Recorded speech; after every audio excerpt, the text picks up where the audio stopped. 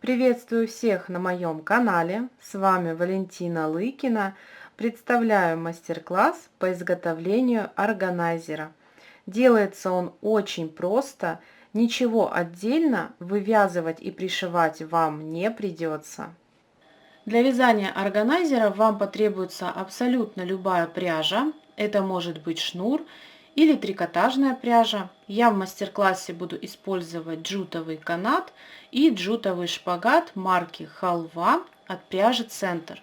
Характеристика данных материалов следующая. Халва XL – это канат 8-миллиметровый, в этой пасме 10 метров. Халва L – это шпагат 3-миллиметровый, 220 грамм на 100 метров. Для того, чтобы связать органайзер размером 30 на 30, таким как выглядит моя заготовка, вам потребуется каната 7 метров 75 сантиметров, это практически 8 метров. Напомню, что в пасме 10 метров, поэтому одного моточка будет достаточно. Шпагата вам потребуется около 300 грамм, это примерно 140 метров. Так как у нас в моточке здесь всего 100 метров, то приобрести необходимо будет 2 мотка. Для этой пряжи я буду использовать крючок номер 4. Для основы органайзера вам потребуется деревянное донышко размером 30 на 30 сантиметров или любое другое. Это донышко я затонировала смесью морилки и акрилового лака. Как выполнить вот такую тонировку, у меня на канале есть подробный мастер-класс, и ссылка ждет вас в описании под этим видео. Где приобрести все эти материалы? Ссылочку на сайт производителя пряжи Центр я для вас оставила в описании. Для получения скидки воспользуйтесь моим промокодом. И если вы хотите затонировать их основы, обязательно снимите перед этим защитное покрытие. Кроме всех перечисленных материалов, вам также может понадобиться термоклей. Это не обязательно, можно использовать любой другой, например, момент, для того, чтобы подклеивать срез каната и он не лохматился. А также, так как мы будем провязывать корпус органайзера порядно, то есть в каждом ряду мы будем прокладывать канат и в конце ряда обрезать и склеивать начало и конец, для того, чтобы у нас были четкие ряды. Для начала нам необходимо связать внутренние перегородки органайзера. Первой я свяжу длинную перегородку, затем короткую, присоединяя ее к длинной. И только после этого я начну провязывать ряды у корзины, дополнительно подсоединяя эти перегородки. Я крайне не люблю что-то вывязывать отдельно, затем пришивать. И если этот момент можно обойти, мы это с вами сделаем. Пусть вас это не пугает, делается все максимально просто и быстро. Первой, как уже сказала, вяжу длинную. Для того, чтобы начать провязывать ряды с канатом, необходимо выполнить наборный ряд из соединительных столбиков в каждое это отверстие. И для того, чтобы наша рабочая ниточка оказалась на поверхности, так как если мы начнем вязать соединительные столбики, захватывая нить привычным способом, то рабочая нить у нас в конце этого ряда окажется с изнанки. Нам нужно, чтобы она была на поверхности. Для этого сразу определитесь, в какую сторону вы вяжете соединительные столбики. Многие вяжут в эту сторону, я вяжу в обратную. Поэтому начало ряда у меня будет вот в этой точке. Значит, рабочая нить должна вот в этой точке у меня быть. То есть я беру хвостик, вставляю в это отверстие и вывожу ее к началу ряда, где я сейчас начну провязывать. Вот так. Если вы вяжете наоборот, то есть вы начинаете вот с этой точки и заканчиваете вот в этой, значит, вам нужно сделать все в точности наоборот. То есть этот хвостик должен войти в это отверстие, и с этой точки вы начнете провязывать.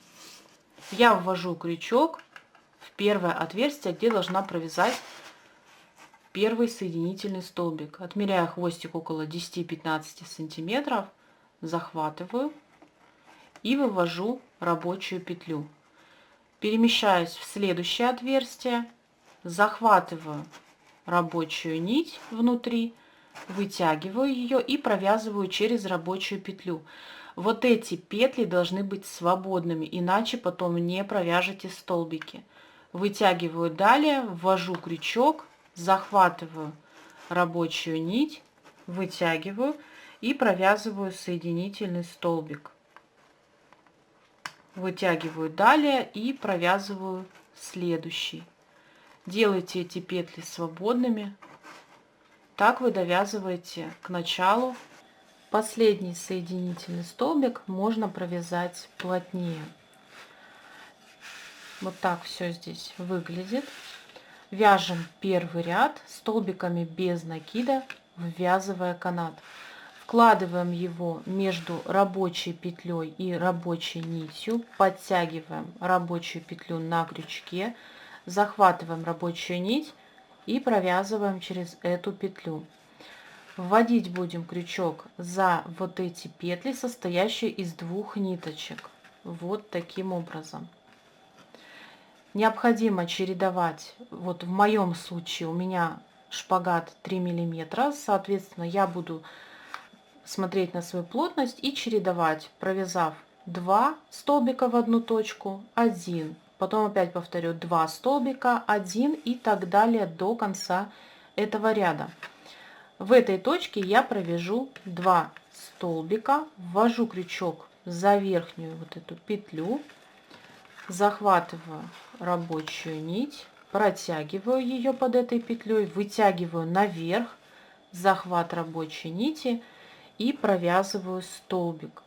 Перемещаюсь под следующую петлю, также ввожу крючок, захватываю рабочую нить, протягиваю под петлей, захват рабочей нити и довязываю столбик. Вот так все здесь выглядит. На данном этапе можно подтянуть этот хвостик, который оставляла я в самом начале. Вот так все здесь должно быть ровно. Не оставляйте выступов, потому что здесь у нас будет проходить уже ряд от корзины. Перемещаюсь далее и провязываю уже 2 столбика за эту петлю. Это удобно делать, сидя за столом, и вводить крючок параллельно поверхности.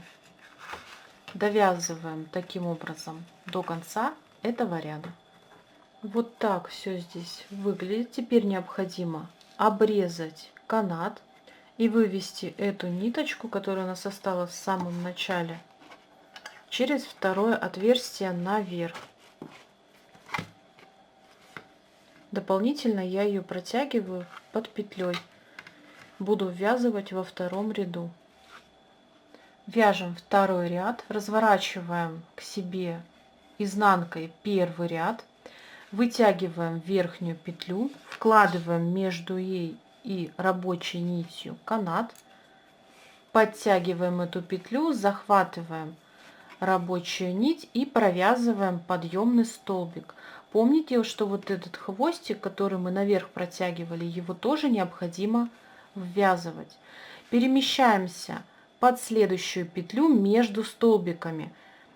Под петлю вводим крючок, состоящую из 2 ниточек. С обратной стороны это будет выглядеть, как будто я ввела между столбиками. Захватываю рабочую нить, вытягиваю ее наверх, захват рабочей нити, провязываю очередной столбик без накида. На данном этапе необходимо подтянуть канат вот таким образом, чтобы здесь было все ровненько. Перемещаюсь далее, ввожу крючок за верхнюю петлю, состоящую из 2 ниточек, захватываю рабочую нить, вытягиваю ее, опять захват рабочей нити и провязываю столбик. Так я двигаюсь до конца этого ряда. Выводим верхнюю петлю наверх и провязываем. Последние 2 столбика второго ряда и во всех последующих рядах провязывается одинаково. Находим 2 последние дужки, вводим крючок между ними также за верхнюю петлю, как и провязывали на протяжении всего этого ряда. Захватываем рабочую нить, вытягиваем и провязываем предпоследний столбик. Последний провязывается немножко другим способом. Находим последнюю дужку, вот она. Вот таким образом проходят ниточки, и вот между ними под дужку вводим крючок с захватом 2 нитей. С обратной стороны это будет выглядеть, будто бы мы ввели крючок в центр столбика. Захватываем рабочую нить, вытягиваем ее и довязываем последний столбик. Вот так все здесь выглядит. Пока что эта перегородка играет, но за счет провязывания корпуса корзины этот момент ликвидируется. Сейчас мы обрезаем канат и провязываем все последующие ряды аналогичным способом. Я всего провяжу 5 рядов. Вы можете регулировать самостоятельно количество, можете больше или меньше провязать. Очень важная деталь: контролируйте в каждом ряду количество провязанных столбиков. Сколько вы провязали столбиков в первом ряду, столько должно быть во всех последующих. Перегородка номер 1 готова. Обрезаем ниточку, вытягиваем эту петлю. Хвостик будем прятать в корпус корзины, когда будем ее провязывать. Сейчас нам необходимо связать вторую перегородку, подсоединяя ее к первой. Для этого вам необходимо начать с той точки, где у вас располагается первая перегородка. И в той области, где мы уже провязывали ряд из соединительных столбиков. Вот она, это отверстие. В эту сторону мы будем провязывать соединительные столбики.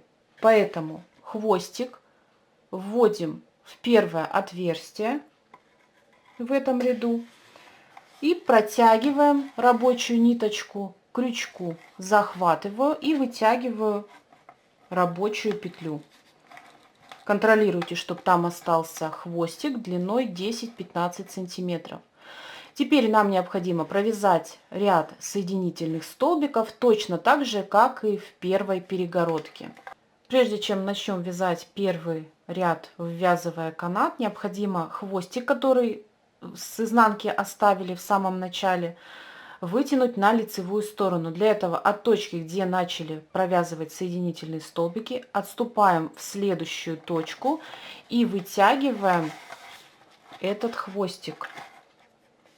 Теперь мы его просто укладываем и будем ввязывать. Можно незначительно вот в этих точках его зафиксировать. Теперь мы начинаем точно так же, как и в первой перегородке, ввязывать канат столбиками без накида, вводя крючок под петли, чередуя 2 столбика, 1, 2 столбика, 1 и так, пока не закончатся эти петли. Провязав первый ряд, мы обрезаем канат, пересчитываем все эти столбики. Это очень важно для того, чтобы четко понимать, какое количество столбиков без накида вы будете провязывать во всех последующих рядах. Это делается для того, чтобы избежать перекоса и деформации этой перегородки. Теперь необходимо присоединить первый ряд к первому ряду первой перегородки. Для этого мы ее поднимаем и вытягиваем рабочую петлю на высоту примерно 2 рядов.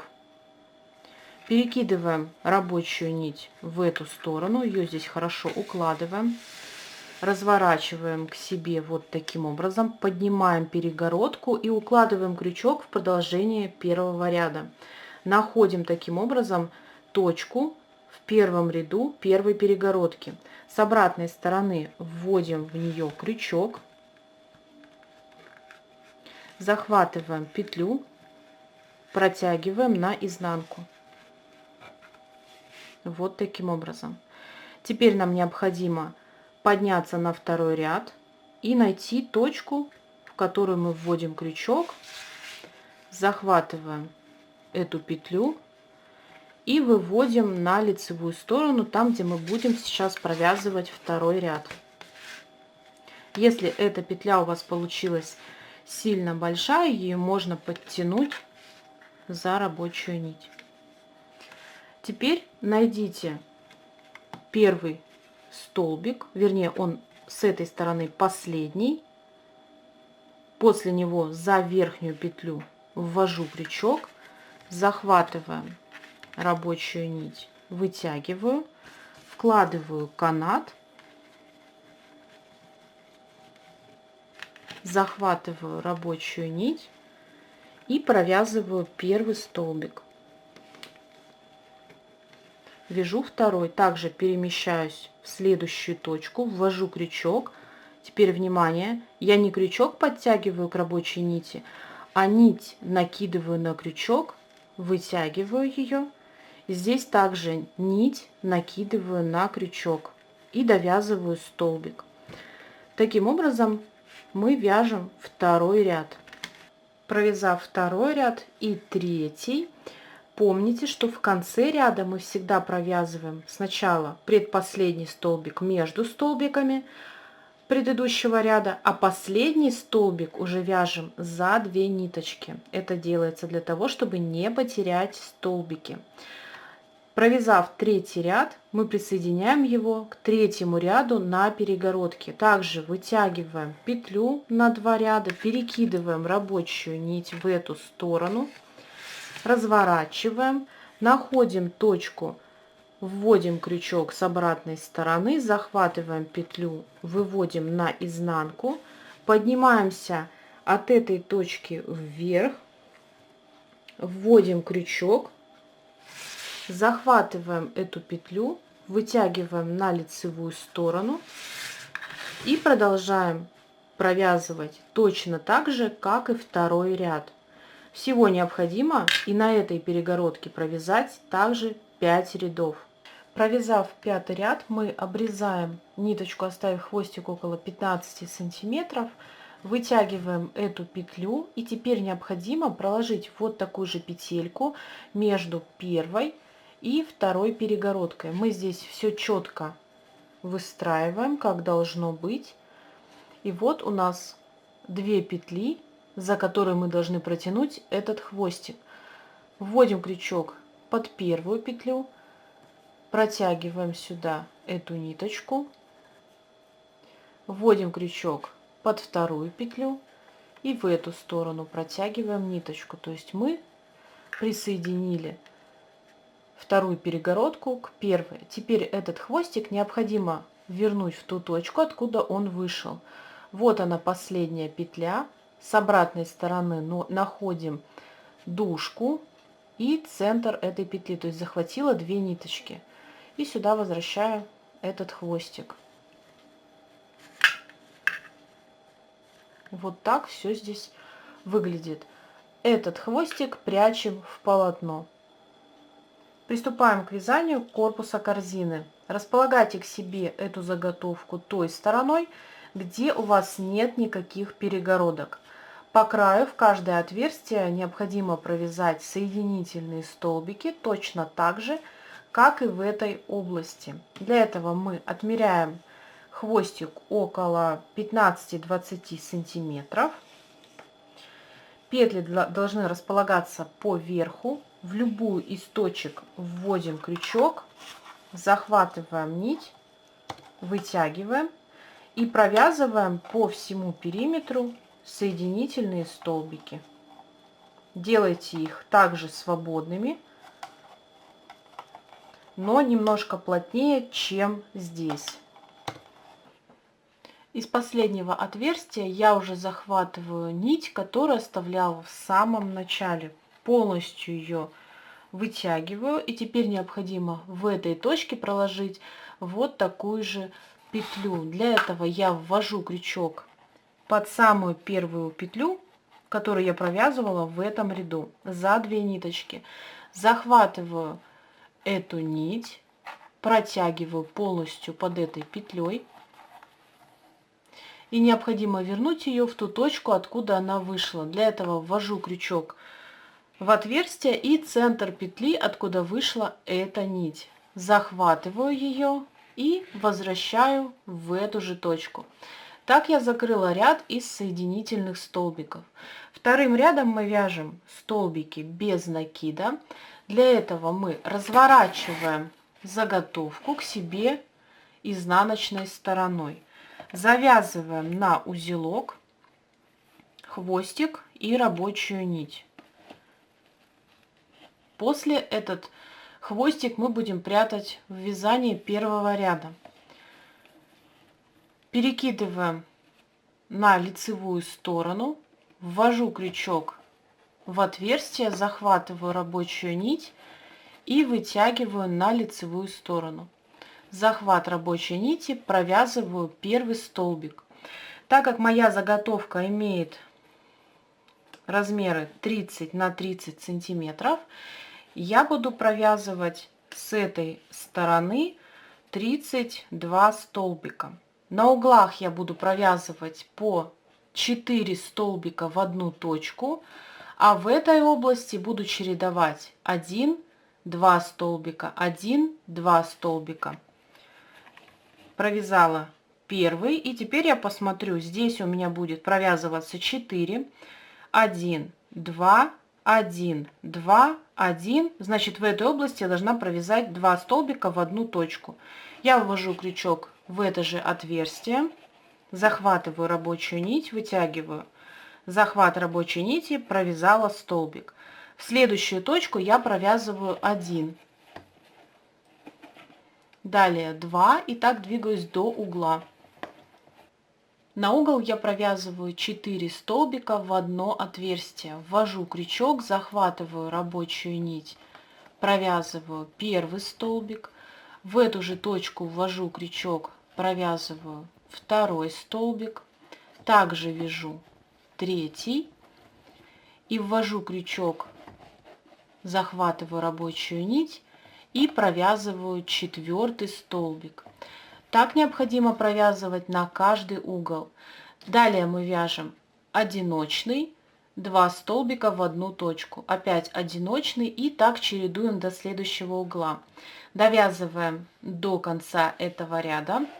Небольшое отступление хочется добавить, что если вы вяжете не из джута, как я, а выбрали трикотажную пряжу или шнур, то необходимо контролировать распределение этих столбиков. Они должны быть плотно друг к другу и без просветов. Иначе, если их будет недостаточно, то в дальнейшем корзина ваша стянется. У меня на канале уже есть целая серия мастер-классов о том, как выполнить такую обвязку, как распределить эти столбики. Переходите по ссылочкам в описании и выполняйте эту обвязку. Добавлю, что из джута и из шнура мы провязываем по 4 столбика на угол, а из трикотажной можно провязать либо 3, либо вообще 2. Смотрите, если сильно тянет, то просто провяжите их 3. 4 будет многовато. Довязав до конца, на последнем столбике в этом ряду мы его закрываем с помощью ниточки, которую оставляли в самом начале. Из нее мы здесь завязали узелок и должны вернуть вот в это отверстие, там где начинался этот ряд.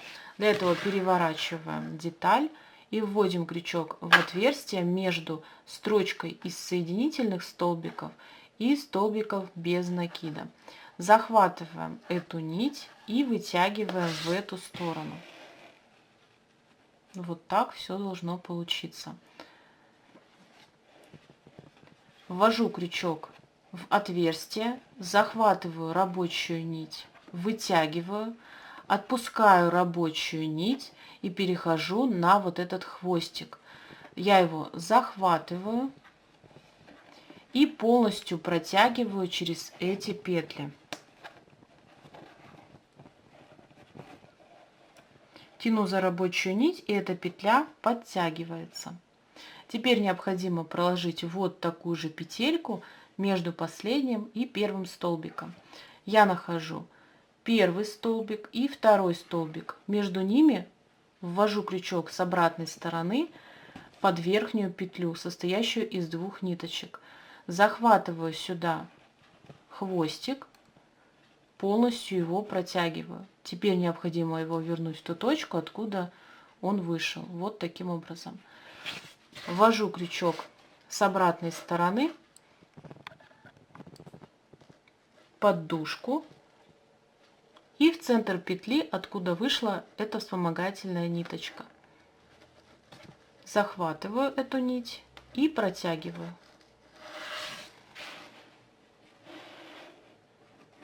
И вот так все у вас должно получиться. С лицевой стороны, там, где у вас располагаются перегородки, выглядит вот таким образом. Хвостик будем ввязывать при формировании первого ряда вот таким образом. И сейчас нам необходимо найти точку, от которой будет провязана первая рабочая петля. Для этого поднимаем рабочую нить вверх, находим, вот она, первая петля, за которую я сформирую рабочую нить. От нее перемещаюсь к торцу обвязки и нахожу петлю и дужку, то есть 2 нити. Петля располагается на протяжении всего этого ряда. Дужка — это задняя стенка от столбика, она тоже на протяжении всего этого ряда. С этой стороны я захватила 2 ниточки, перемещаюсь к той петле, это соединительный столбик, через который проходила рабочая нить. Под нее тоже ввожу крючок. Таким образом, сейчас у меня с этой стороны 2 петли, 2 ниточки, и с этой стороны 2 ниточки, всего 4. Я захватываю рабочую нить и протягиваю под этими петлями. Получили рабочую петлю, между ей и рабочей нитью вкладываем канат, оставив хвостик около 5 сантиметров, поднимаем петлю рабочую вверх, захват рабочей нити, провязали столбик. Далее нам необходимо захватывать крайнюю ниточку от петли и дужку. Вводим крючок за 2 ниточки. С этой стороны мы захватываем петлю. Захват рабочей нити, протягиваем через эти петли, выводим наверх рабочую петлю, захват рабочей нити, провязываем второй столбик. Есть здесь один маленький нюанс. Так как мы провязывали из соединительных столбиков в каждое отверстие, а по этому краю мы вязали столбики без накида, делая прибавки. То есть в одно отверстие провязывали 2 столбика. Таким образом, количество соединительных столбиков и столбиков без накида отличается. Поэтому с этой стороны нам необходимо задействовать каждую петлю, а в этой области мы будем чередовать. Будем в какую-то петлю вводить 2 раза крючок и провязывать столбик, в какую-то петлю 1 раз. Таким образом вы довязываете до угла, укладывая канат и формируя столбики за 4 петли. Угол мы провязываем такими же столбиками. Находим 4 столбика без накида. Первые 2 мы провязываем, уложив канат вот таким образом. А оставшиеся 2 столбика мы уже канат разворачиваем, формируя угол, и провязываем еще 2 столбика угла. И вот так выглядит уголок. Как вы уже поняли, его здесь не обязательно формировать. Если вы вяжете из трикотажной пряжи или шнура, то можете воспользоваться моим мастер-классом по провязыванию острых уголков. Но в джуте это не обязательно. Дальше мы довязываем до той точки, где необходимо присоединить первую перегородку. Останавливаемся перед перегородкой и выделяем 2 точки, за которые должны провязывать столбики. Первая петля перед перегородкой, вторая петля после. За счет этих 2 петель будем формировать соединение. Вводим крючок под первую точку, захватывая 4 нити. Все как обычно делаем. Захват рабочей нити и вытягиваем петлю. Подтягиваем ее до уровня привычных этих столбиков. Перекидываем на эту сторону рабочую нить. И теперь вводим крючок за первый ряд перегородки, за 2 ниточки. То есть мы ввели крючок за те нити, с помощью которых провязывали последний столбик. Захватываем рабочую нить, обратите внимание, как она располагается. Вот так. И протягиваем через это основание.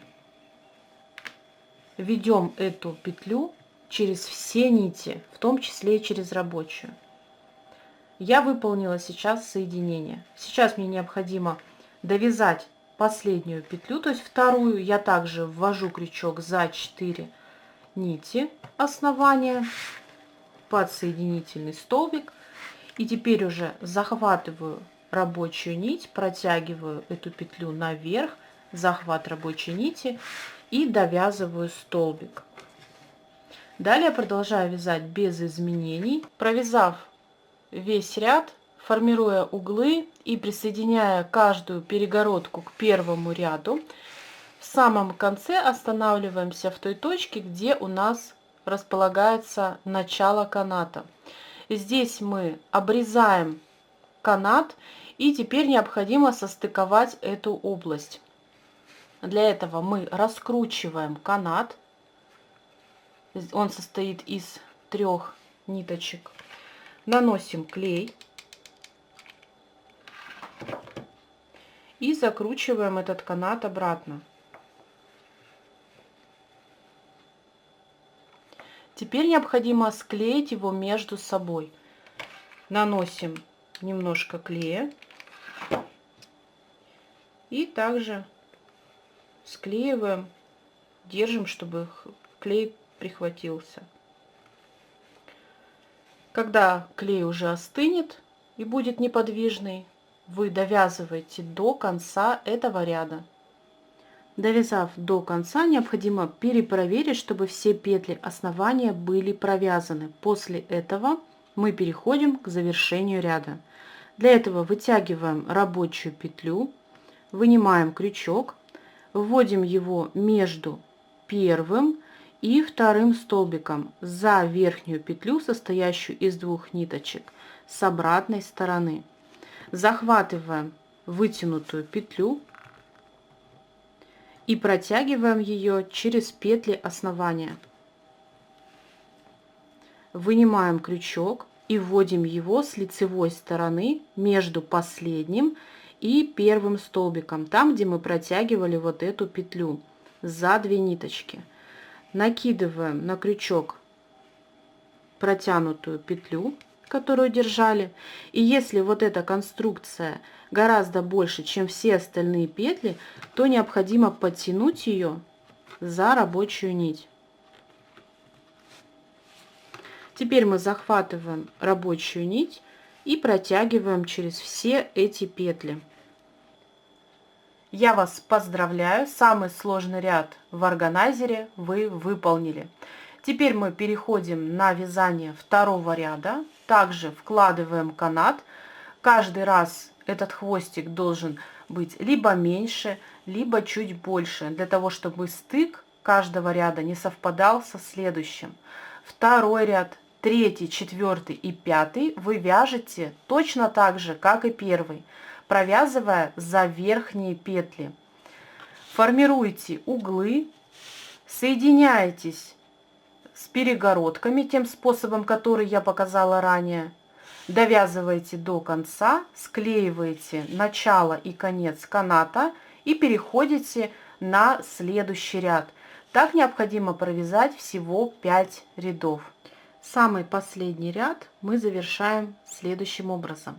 Обрезаем ниточку, оставив около 15 сантиметров, вытягиваем верхнюю петлю, находим первый столбик и второй столбик. Между ними под верхнюю петлю с обратной стороны за 2 ниточки вводим крючок.